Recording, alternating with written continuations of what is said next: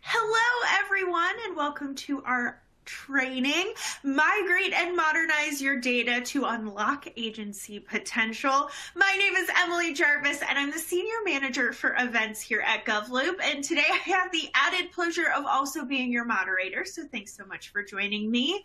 And a special thank you to our partners at Insight for helping us put on this session today. So let's get right to it, because from directors to individual contributors, digital transformation efforts can be extremely taxing on your teams and your resources.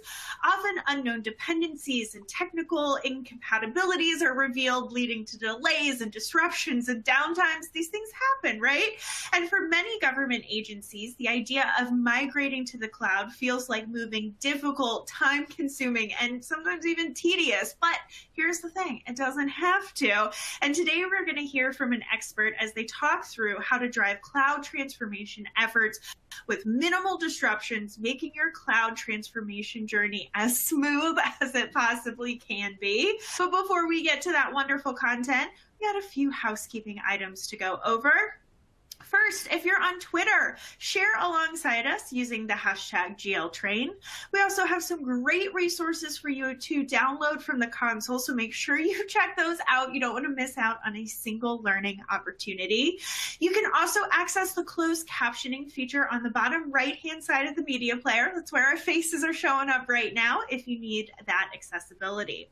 We hope you don't have any technical difficulties, but if you do, send us a message to that Ask a Question tab, and my colleagues Jacqueline and Maddie will make sure to get your questions answered. Here's the thing, it's in the same portal where you can ask our experts questions, so put your questions in early and often. Don't you dare be shy. We're here to answer your questions. Finally, we are recording this training, and we'll email you a link to the entire session tomorrow so you can review it again or send it along to one of your colleagues. Maybe they're looking to migrate to the cloud. They're going to need this session as well. All right, with all of that housekeeping out of the way, let me introduce you to our speaker. Joining us is John O'Shaughnessy. John is an infrastructure architect and senior consultant at Insight.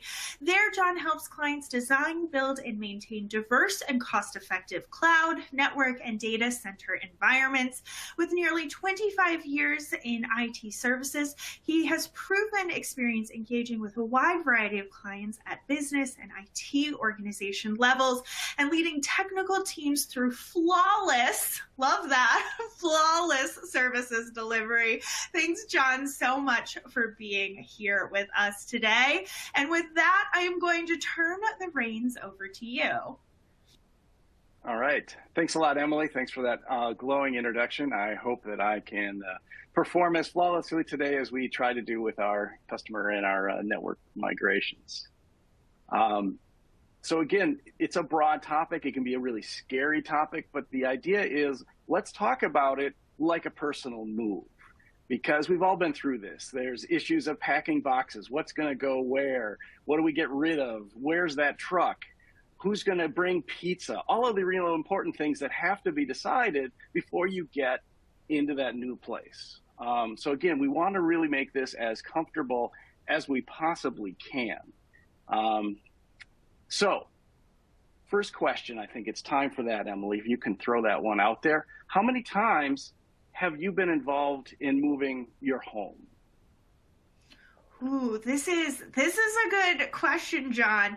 And for our audience, just as a reminder, to take the polling question, all you're going to do is select your option in the window that really shows up, and that will give us your results. How many times have you moved your home?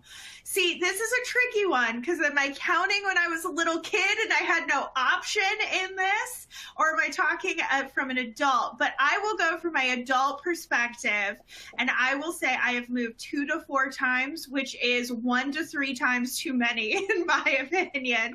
Where would you fall on this list, John? You know what? Really small. I guess I'd be in that 2 to 4 times. I have not moved very far or many times in my life.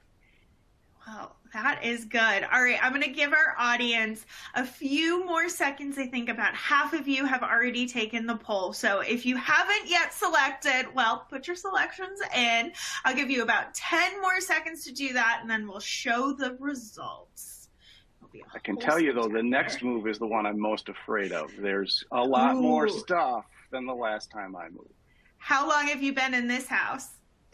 34 years. Oh, yeah, that's going to be a doozy. That's going to be a doozy. All right, let's see the results of the poll. And it looks like most people are in our camp, John, with 2 to 4, but a 40% coming in right behind it is 5+ times. That's a lot of times. That is a lot of times. Thank you, everybody, for taking the chance to answer that. And the reason I want to ask that, again, is if you've planned a personal move, if you've been successful at a personal move, there is really a lot of the same things that go to be involved in a large organizational move into a public cloud environment, into a data center, et cetera. So I just want to set the stage. It's not impossible. So this is just a little bit of a slide about how we do things at Insight. We're very broad. We cover a lot of different areas, and many people know us only for one certain part of our skill set. A lot of people might say get their laptops from Insight, and they're only used to that piece of it. Of course, my part of the organization, dealing with data centers, infrastructure, et cetera, there are a lot of people who really only know that. So we always like to make sure that people understand this broad area that we can help folks out in. So if you look at this box, I kind of live in that lower left-hand corner, primarily talking about a modern infrastructure. But as an organization, we're quite broad. And again, just a little bit about me beyond the little blurb in terms of why do you maybe want to listen to what I have to say. I have been doing this for a long time. Lately it's a lot of discussion about public cloud migrations, but before that, for many years, it was focusing on physical data center moves. Many cases, there might be a merger or an acquisition, and we'd have a customer come to us and they'd say, I've got 8 data centers here in North America. I don't need 8. Can you help us figure out what to do? And many people dive straight to the technical of, well, we need this much square footage, we've got this racks of equipment, et cetera. But what we found is so much of the pieces of a successful move are really in the planning. What needs to happen, who needs to be involved. And those same pieces, those same processes are super critical, whether you're moving into a physical data center, cloud, et cetera. Before that time, I worked as a technical director of a small managed service business. And what we did is we managed IT operations, servers, storage, networking, email, voice over IP for all of our clients. And our goal was to bring them into our network. As part of that, we would migrate their whole environments onto our shared network. So I have had an awful lot of experience, both large and small, helping people move their technical infrastructure environments. So again, got this framed up as things to avoid. And then we're going to talk a little bit about, okay, so you put a statement out there about what to avoid, but okay, what are the pieces? How can I get past this? And that's really how we're going to run through things today, is look at things to avoid, what the risks are, and then some tools that you can use to help you get past those so you can make that successful migration. Uh-oh. How many times have you moved your home? There we go. Hold on just 1 second. This one. Is this what you're looking for? Perfect. Yes. All right. So again, first unrealistic expectation is, hey, this is going to be easy. And if you think about it, folks who are going to sell you on an environment, whether it's that brand new home, 3 stories out in the suburbs, they're going to make that process look as easy as possible because they want to get you into their new home. And there are a lot of great benefits of moving to public cloud, but you've still got to work at it. It's not free. It's not easy. And oftentimes we run across folks who have some unrealistic expectations. They are expecting it to be a lot easier, a lot simpler. Or again, maybe they've got pressure from their upper management. You know, you must get this done by the end of the year. And unrealistic expectations are set. So what we try to do is kind of walk that back, really understand what are the goals? What are you trying to get to? Is it a cost savings primarily move, or is it getting to more agility or faster speed to get application updates out to your customers, et cetera? All right, so I just want to ask everybody who's on today, if you've thought about moving to public cloud, what is or what do you think would be your primary goal? Is it to improve performance? Is it to get to faster deployments? Is it for lower costs?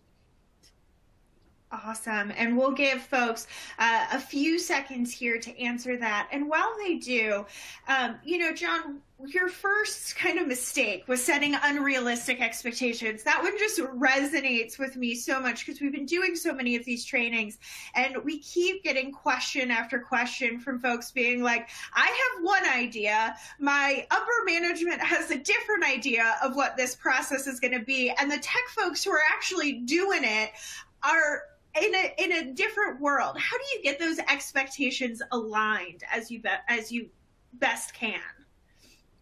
It's a lot like relationship counseling. You really need to bring people together and have that conversation. You need to give everyone a chance, ideally with the other constituents in the room, to bring up their concerns, bring up their goals. Otherwise, you're going to have separate silos of people running off and doing their own thing and not agreeing. So, and you'll hear me say this often, is a move may only take a weekend. Where, again, if you're talking about moving your house, it's that truck rolls up, you load everything up, you're gone. A data center move may be a weekend or a few weekends, or in this day of virtualized systems, you're moving your virtual machines across the network a few at a time. So it feels like it's a small piece. But really, the bulk of that project is that 90% of the time ahead of that move to get these questions out there, to truly understand what your environment is, what you need. And then as it comes to building, to build it out before you've got that production crunch. Get your networking in place, get your firewalls in place, get that stuff in and tested. If you have a separate security organization, get them to review it and approve it before you're in a time crunch. Yeah, that makes perfect sense. All right, we've got a resounding answer here. When asked, what is your primary goal in migrating to public cloud? A whopping 92% said to improve performance. I don't think I've ever seen one of our results this clear cut, but 92% want improved performance. Is that surprising to you, or is that what you expected to see? It is surprising. I'm actually glad to see it. One of the things, again, we often talk about this in a counselor type situation, is when you're talking to folks and they think they're going to lower costs. You can, at a piece part level, have things be lower cost in a cloud environment, but you have to work at it. It's not free. And so I'm really glad to hear that that's everyone's primary goal. Because while you can be lower cost, it isn't like you're going to lift up a thing, move it over here, dump it down, and have it be lower cost. You have to work at that. You have to do some re-architecting. Now, improving performance, that's absolutely where the public clouds can help out. Again, it's going to take a little work, but when you've got the concept of seeing an increased demand, throwing more resources at it while the demand is there, and then having it drop off as the demand goes away, and having your costs, again, go up, but then go back down as you're reducing your capacity on an as-needed basis. Again, that's really one of the key benefits of a public cloud environment. So great to see that. Yeah, and someone just wrote into the Q&A that policy forces a lot of moves in these cases, but overall it's part of a growing modernization effort, which I think goes to that improved performance as well. All right, take it away from there. Absolutely. And one of the key things with that, again, it gets back to setting expectations. And we'll talk about it later, but the ways you can get into your migration. So, okay, how do you avoid your first mistake? It's strategic planning. For us, we often use the terminology of workshops. We want to come in and sit down and understand what it is you're trying to do, to get all the participants, all the stakeholders in that same room to understand what you want to do. Is there a tactical driver? You got to be out of a physical data center because the lease is up and you don't want to renew it. You know what? Great, we can deal with that. But we want to understand that that's a primary driver. Again, is it an organization where you've said, we've got a bunch of old aging stuff, and instead of just replacing it, we've decided as a strategic goal to rethink this and to rebuild things. And we're going to take our time, and we're choosing to rebuild it in the cloud. But maybe that means taking things that were a virtual machine and creating a serverless environment process around that. That's a great way to save money, but it's going to take some time. So again, it's getting that stuff nailed down.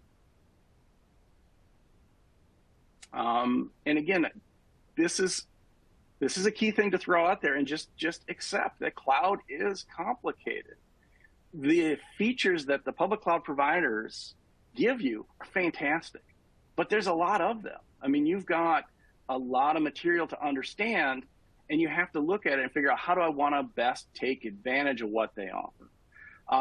And what we've seen happen when people rush in too quickly is they start pulling some things back because they find that their performance isn't what they expected, or their costs are way out of line. We had one client who we were migrating a large percentage of their organization, this was a few years back, into a physical data center. And one group came in and they were quite proud of themselves. And they said, no, you don't have to worry about our stuff. We're moving to the cloud. Okay, they're moving to the cloud. We come back, it's very close to the date of a physical move. And they came back and said, can you still look at our stuff? We'd really like to now move in with you. What happened? Did your move not happen? Oh, we moved to the cloud, and it worked great physically, but yeah, we went through 12 months budget in 3 months because they didn't plan properly on how they were going to use these resources. So again, it can be complicated. We see people move things back out of the cloud. That's an extra move. That costs time and effort. So take the time up front, spend the time, do that planning so you understand what's really the best fit for your environment. All right. Okay, and I just want to ask for the folks in the room, has anyone here been involved in a physical data center to data center migration? All right, while you guys are answering that, I got another great question into the Q&A portal for you, John. And this goes back, I think, to our last poll question. It says, why are public clouds so well suited to helping agencies improve their operating performance? I think you did a great job adding some caveats to that a second ago, but what's the big benefit there? So I guess one of the key things about this and why there can be a great benefit for public agencies is it's an opportunity to start fresh. I mean, you're physically not moving anything that you've got into that environment. And so it's the right time to think about, how can I be more efficient in this? And due to the nature of how things are billed on a per minute, per hour basis for many of the services, it gives the organization, gives the agency incentive to really think about how they're doing these things. How are they going to address adding capability? And what are the processes and procedures that we can put in place to help us become more efficient and yet also be more cost effective than maybe some existing process that may take weeks to requisition a new server and get it spun up?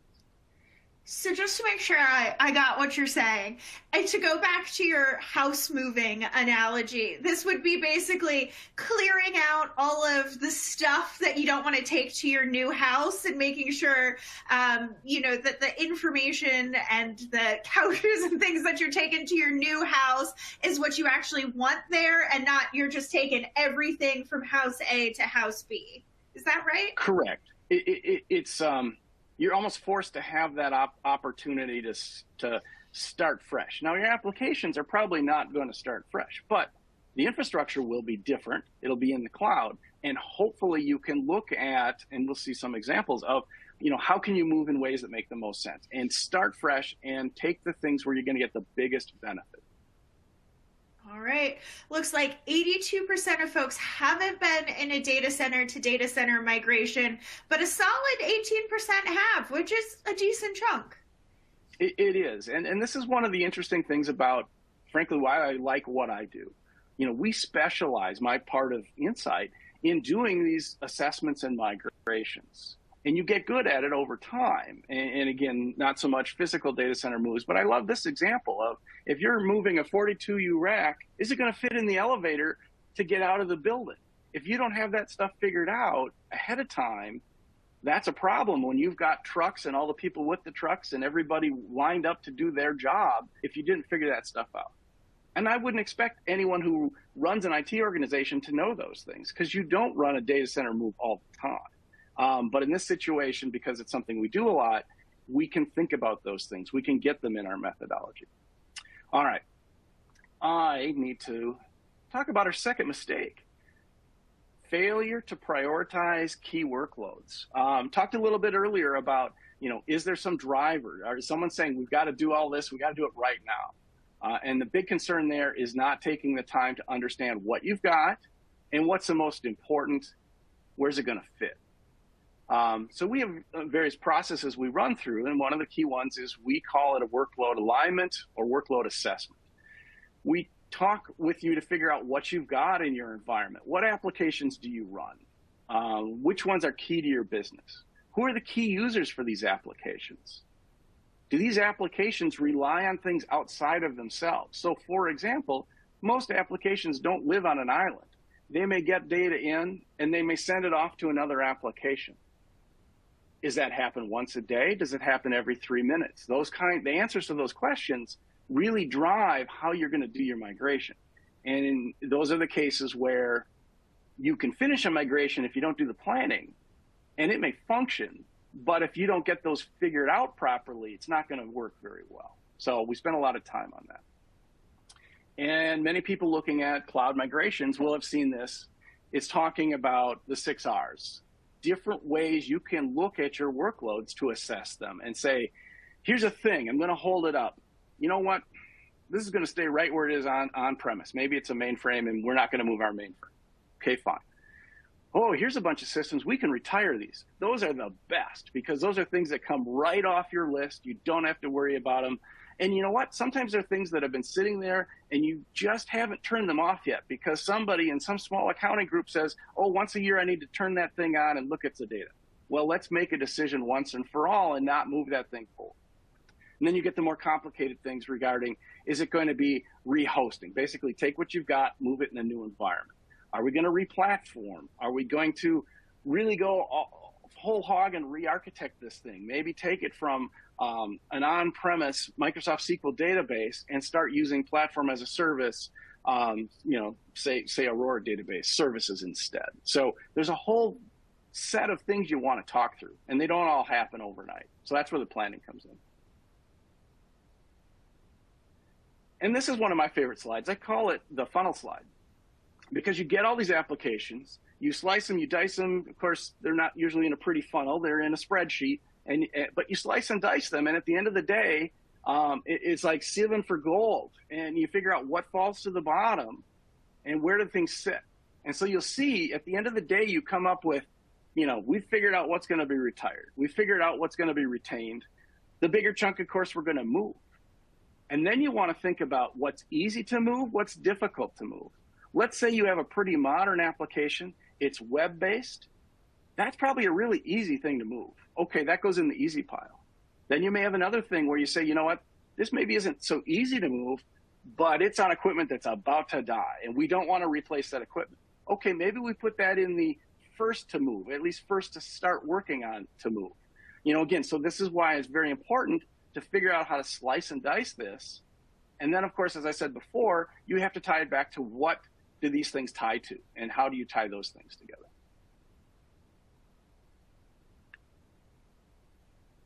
Look, another question. I love it. Is anyone in this? Oh, go ahead. Oh, I was going to say, just call it out if you've been involved in a data center to cloud migration. All right. While they're answering that, I want to go back to a comment that someone put into the Q&A portal earlier. They said, policy forced the move in some cases. And I think this goes to what you were just talking about when you're coming up with your cloud migration plan and your strategy. There can often be a lot of factors that go in. There's cloud first policies. There's mandates from the White House that we're going to rethink digital transformation.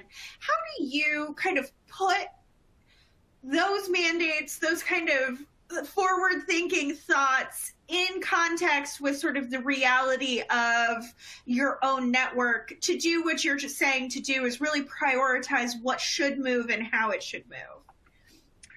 Yeah, so the first approach, we try to always smile and say yes. These things can all be done. But as you said, it's all a prioritization. So if there is that policy directive, we're going to do this thing, yes, this is how we're going to do this thing.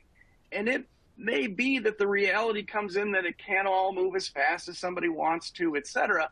But if you at least take a swing at it, if you at least create a plan, if you at least, show that you're bought into the process and you're going to move parts of it, and this is where we're going to start, and this is the benefit we're going to see, I think you'll get the people driving the push to realize you're participating and to work with you on making these things as successful as possible.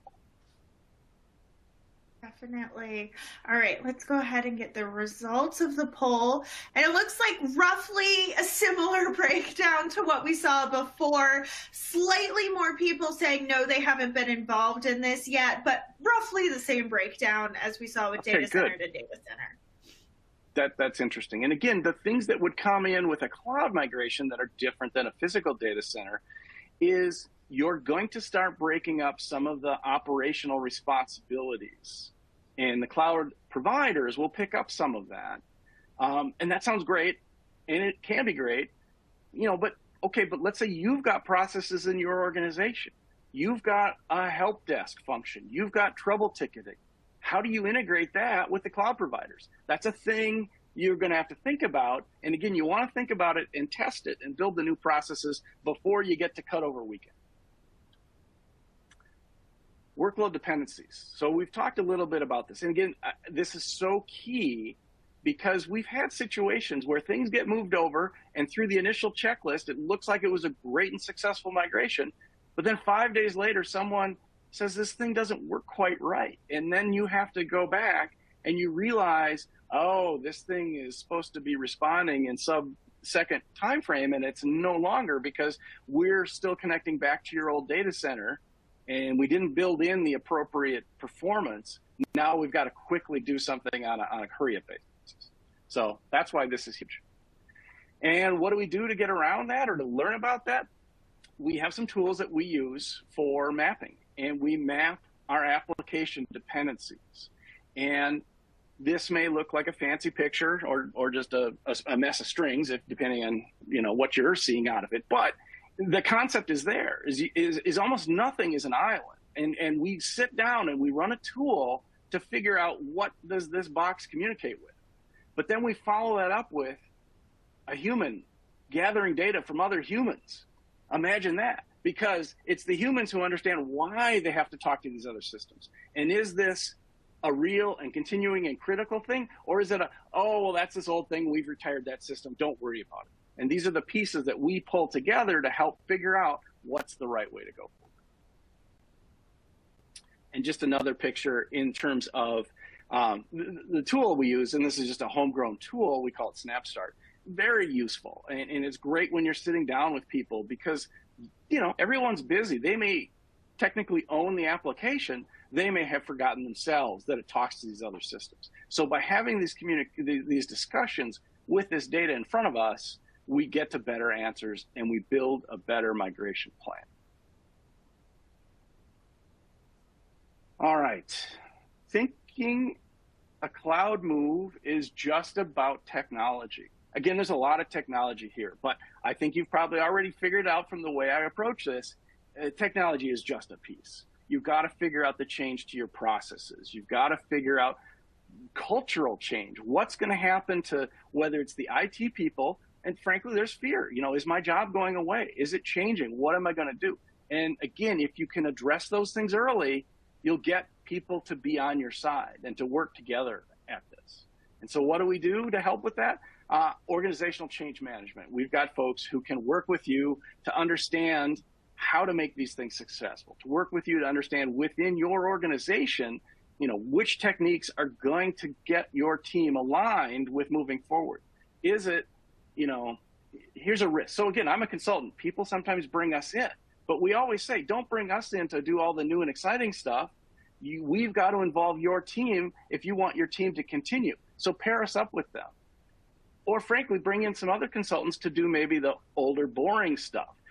keep your team alive, keep your team engaged. So these are things that we recommend folks do. It's a journey. This is a slide that we often start our conversations with. It's talking about the strategy. Why are we doing this? And then it's working again through the assessment process. Let's then design the right cloud framework that's going to work with you. Let's start planning your migration. Let's figure out what kind of governance we need. What are the security practices that are going to continue in this world or be different from what you had before? Let's set that stuff up. We talked earlier about, most people, and again, great to see it. The people are looking at this at Modernize. Let's make this better. So again, let's plan to get that better before we do the migration. And again, when it comes to actual migrations, we talk a lot about the term of a run book. It's getting all the people together, the nuts and bolts. How do you start up an application? Do you just turn it on and it's all ready to go? Or does that application talk to a database? Does the database need to be started up before the application?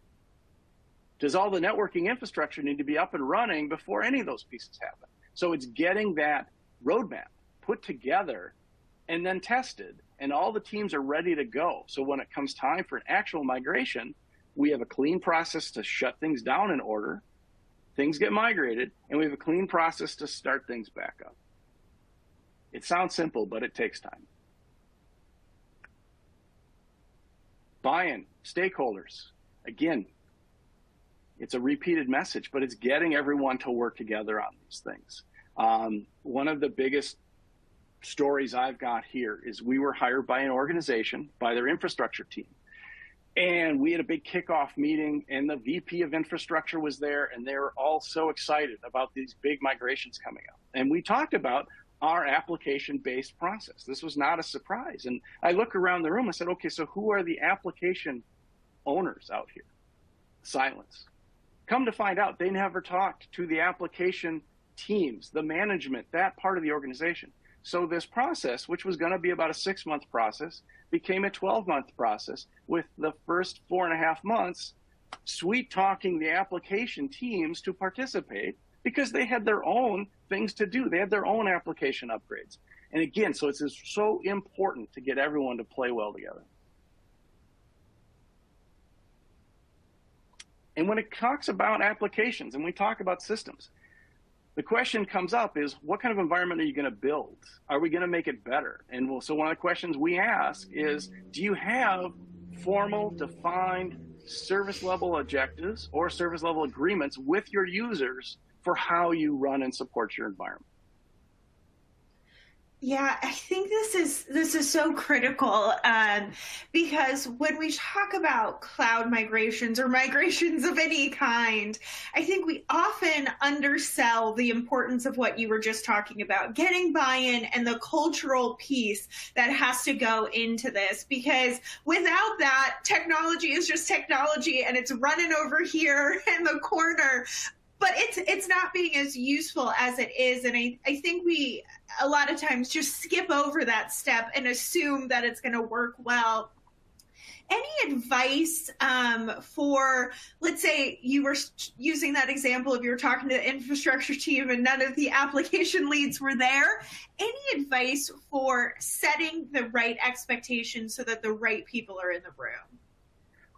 So for us, it goes back to when we first start talking about an organization, before we've even, started on an engagement. It's saying, what is it you want to do? Who needs to be involved? Let's make sure they're involved. And, in this case, I think that part was missed. I'm not sure why. But again, it's really important to at least explain, like, again, in our case, that so much of a successful migration is not, I'm moving a virtual machine. It's what are the applications in that environment? So let's make sure to get the right people in the room. Yeah, I go back to that slide you had up a few seconds ago that had the pieces of the puzzle in a timeline. And I was noting that of the 5 steps, the cloud migration was actually step 4. You had all of this pre-planning that went until you actually did the cloud migration. And I think so often we just skip to step 4 and miss out on the 3 very critical steps in front of it. Ooh, okay, so this is more of a mixed bag. 39% said yes, and 61% said no. That's interesting to me.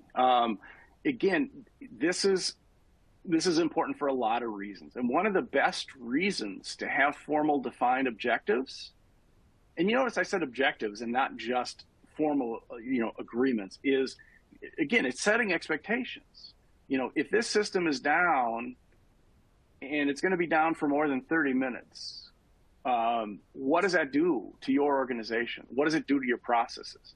If the answer is, no big deal, we can deal with it, but if it's taking 3 hours, then that's a really big deal. Okay, well, now you've defined to what level we need to re-architect, or how hard do we need to focus on building high availability, for example, into this solution. So it's a neat thing to get that data. Another piece that gets, again, with buy-in is, let's talk about the people who hold the purse strings. And one of the key things there is cost modeling. And again, I was really thankful that way back in the beginning, one of the first questions is that getting cheaper wasn't the key thing. But for a lot of people, it's at least understanding what things cost. And what we say is, moving to the cloud, you can define your new cloud costs pretty well, because the providers give you, per minute, per hour, per month charges on most of the services. Now, to be honest, you're not going to necessarily know. Let me take a step back. You may know exactly how many virtual machines you want to use and what they cost per minute. You may not know exactly how much network traffic you're going to use, and they're going to charge you on that. So you may not know everything. But one of the key things for us is also understanding what is the cost to run things in their current environment. Because it's very difficult to say if a project was successful if it costs twice as much, unless you know what that twice is in relationship to, because you know what it costs currently. And this is also a great way to remind the people who own the money what things do cost today. And so that you have that nice baseline to work against in terms of how you're going to make things less expensive, or at least more efficient going forward. And it's all a journey. And you'll hear these terms, but you've seen these similar pictures. It's just a different way to put it. It's a roadway. We're going to go down the road: strategy, design, governance, migration, operations. Mistake number 6, thinking security is only the cloud provider's responsibility. And this is, again, it's key. There are pieces of your potential current environment that you'll be no longer having to do. Let's say you're taking advantage of a cloud provider's ability to manage and upgrade operating systems on virtual machines, or they're going to manage your load balancer. Okay, but you're still configuring those devices. And if you're not configuring something properly, you may, for example, let the whole internet look into your AWS S3 bucket and see all your employee pay stubs. That's bad. So you still have to do your job. There's a shared responsibility here. So again, it's a risk. I think it's less of a risk now than maybe it was a few years ago, but it's understanding who does what and who is responsible for security in these different pieces. And just here's an example from AWS regarding how they split apart their shared security model. And again, customers got to be responsible for the customer data, et cetera. And then when it comes down to AWS, they're starting from the bottom and work their way up. They're responsible for all of the hardware, et cetera. And our last separate mistake here is this concept of not starting from a well-defined service catalog. And if we go back to the discussion of a house move, months before you move, I hope you're walking through the house with a yellow pad or your iPad and a piece of paper, and you're taking pictures and you're jotting down what you've got and where is it, what room is it in, because you start to use that to build your model for what you're going to do in the new world. So when we walk into an organization and we say, if we're doing the bulk of the work, we're going to base how long a project is based on the size of your organization. And if you can't relatively quickly tell us, we have 400 applications, and of those, 100 are really business critical, and of those, 10 are, the business is done if they can't work. Okay, great. Now we have a model. We'll work forward from that. So it's really key to understand what you've got, who the owners are, roughly what resources they're using, and then the who. Who runs them? Can you identify the business owners? And then can we go from there and determine how critical these things are? Do you have service level agreements on this particular app? And we'll use that in the design for how we build this thing out in the new world. And again, it is just so important to have that information. Oh, look, a question. How many key business applications does your environment support? I should have put a I don't know on here. So maybe if people don't know, they can add in the Q&A box. You're not quite sure. That can be our catch-all for all of the options here. So John, I did get one question into the Q&A portal around this cost question. And it was kind of, how do I determine the cost of my current environment? I think you were talking about this a little bit already with your yellow sticky notes going around my house, but any best practices for evaluating what I'm currently spending? Absolutely. Because again, we help folks with this, and it starts with the physical. So we'll assume you're in a physical environment. Let's talk about what equipment you have. Are you in one data center or three? Do you pay something per month for this data center? And is that price on a per square footage basis, et cetera? Within your environment, do you have racks or cabinets full of servers? How many servers? What model? You can figure out the physical cost of these things. Then it's the software. You know, I run all of this Microsoft stuff, or I have this Oracle database. Okay, great. Let's figure out what that costs. How big is it? What are your service and support costs? Because a lot of technology folks kind of forget about the licensing costs of all of this stuff. But we need to roll it in because it may stay the same or it may change. But you need to know. And then there's things like labor. Okay, how many people support your IT environment?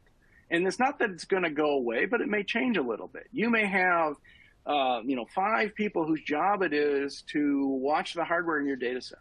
Okay, that job is going to go away or diminish or change. Again, in this market, there's enough work to go around, but the job is going to change because now your cloud provider is going to take care of it. But how many people do you have today? You know, you add up the costs of all the salaries for all of these people. To figure out how is this going to change.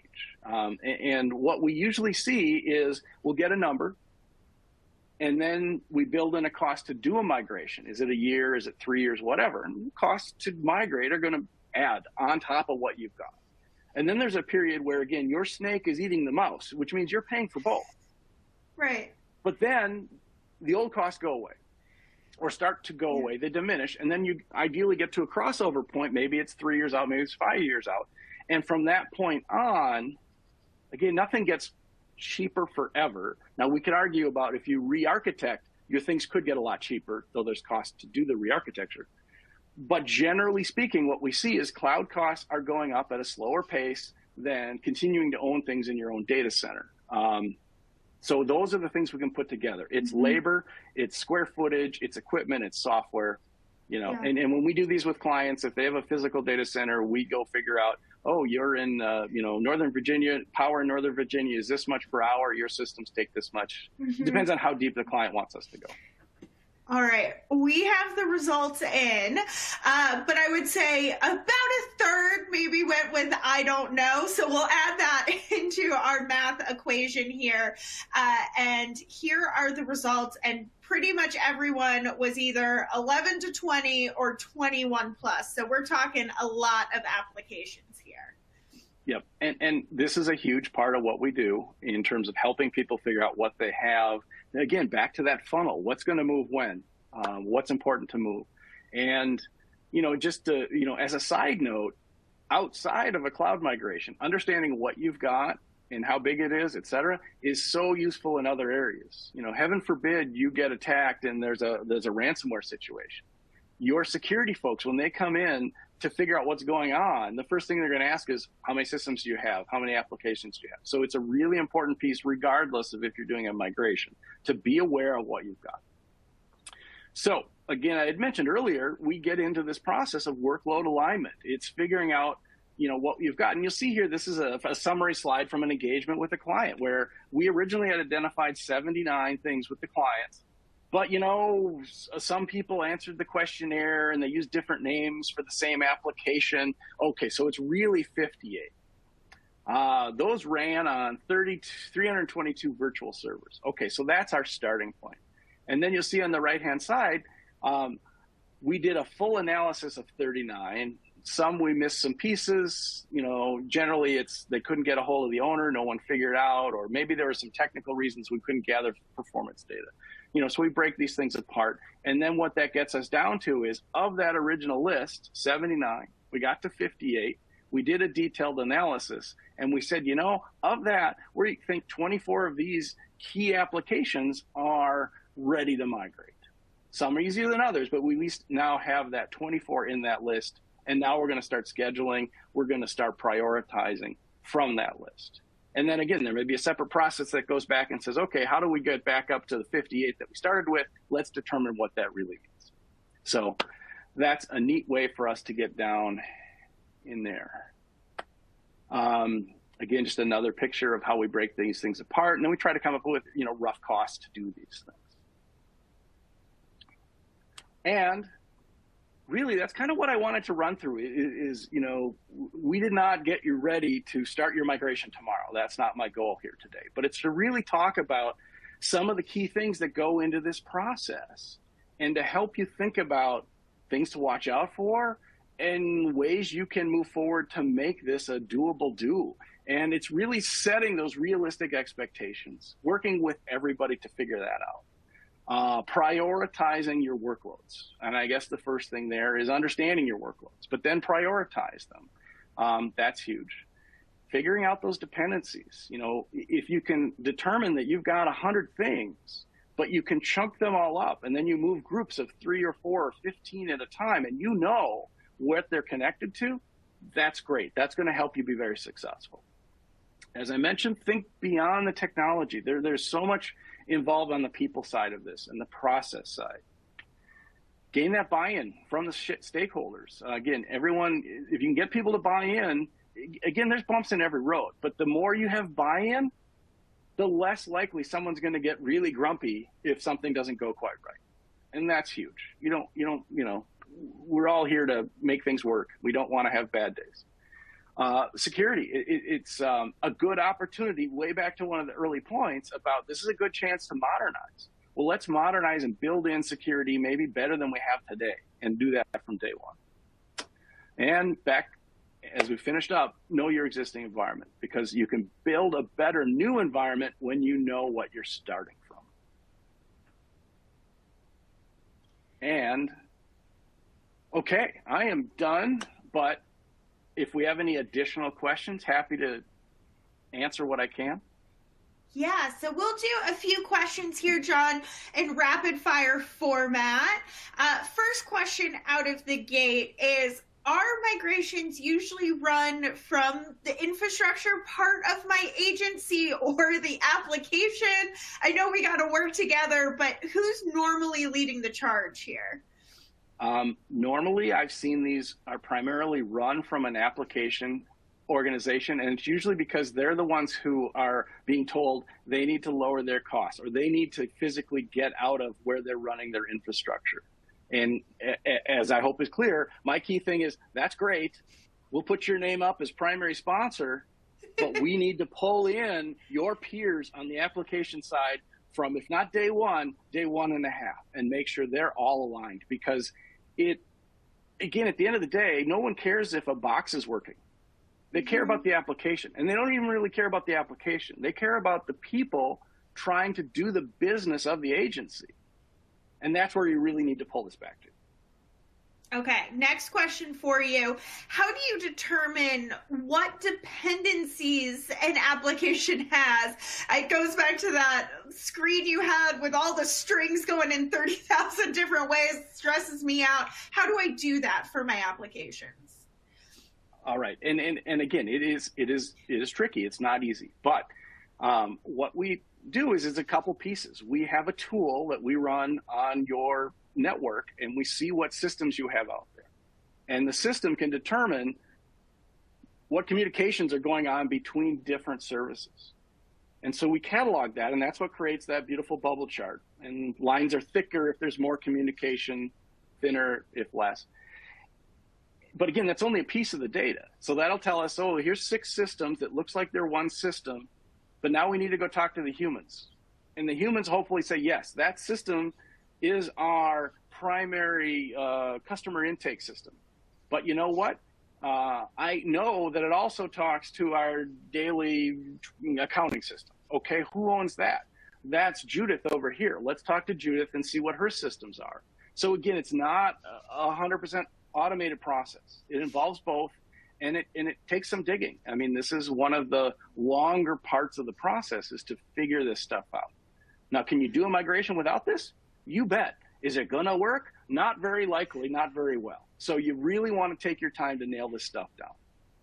That makes a whole lot of sense. So you said a minute ago, we can't solve every question or answer every question in this training and get you 100% prepared for a cloud migration, but we do have some more opportunities to learn and share. Do you want to tell us a little bit about that? Absolutely. So again, one of the early slides, I talked about the breadth of our organization. And one of the next things we're going to talk about is this concept of change management, dealing with the things that happen around the change. And so on the 16th, we're going to have a couple folks come in and do sort of a fireside chat version of through that conversation. And again, I think it's very helpful in talking about how roles can change through this cloud transformation and what that may mean to your agency. Awesome. And I will have my colleague Maddie send the link out to that virtual summit. And in case any of you would also like to join that discussion, I know I will be there and happy to be an attendee. So really appreciate that. All right, John, I want to give you an option here to give us some closing thoughts, because we have talked about so very much today. So what should we walk away thinking about learning from today's session? Go right back to your organizations and start making a list of your key applications, your key workloads, because that's going to help you in whatever you do. But beyond that, if you're in the conversation about, hey, we need to do a cloud migration, just think about it in terms of the workloads. Think about it in terms of the applications and the people who use them. Start there, because if you satisfy what they're doing, all the technical bits will fall into place. Again, it's not easy, but they'll fall into place as long as you understand what the driving factors are. I love that. That is a perfect way to end us. Thank you so much, John, for sharing your insights and knowledge with us today. I feel like I learned a lot, and I have definitely learned I am not going to be moving my house anytime soon, but my cloud services very well might be. So I really appreciate all of your insights today. Unfortunately, though, that is all the time we have for this session. Before you go, I do have a few quick reminders. We'll email you a link to this training tomorrow, so you can of course check your inboxes tomorrow. You can also send that along to one of your colleagues. As John said, throughout this training, we got to bring everybody on board. So feel free to send it along to one of your colleagues who might need that reminder. Also, don't forget to download all the additional resources from the console itself. Lots of great learning opportunities over there, so make sure you check those out. But on behalf of GovLoop and Insight, I hope you enjoyed our training, Migrate and Modernize Your Data to Unlock Agency Potential. As always, though, we really appreciate and value the work that you do. So thanks for taking the time out of your busy schedules to join us this afternoon. Hopefully we'll see you on the 16th. If not, have a great rest of your day. Bye.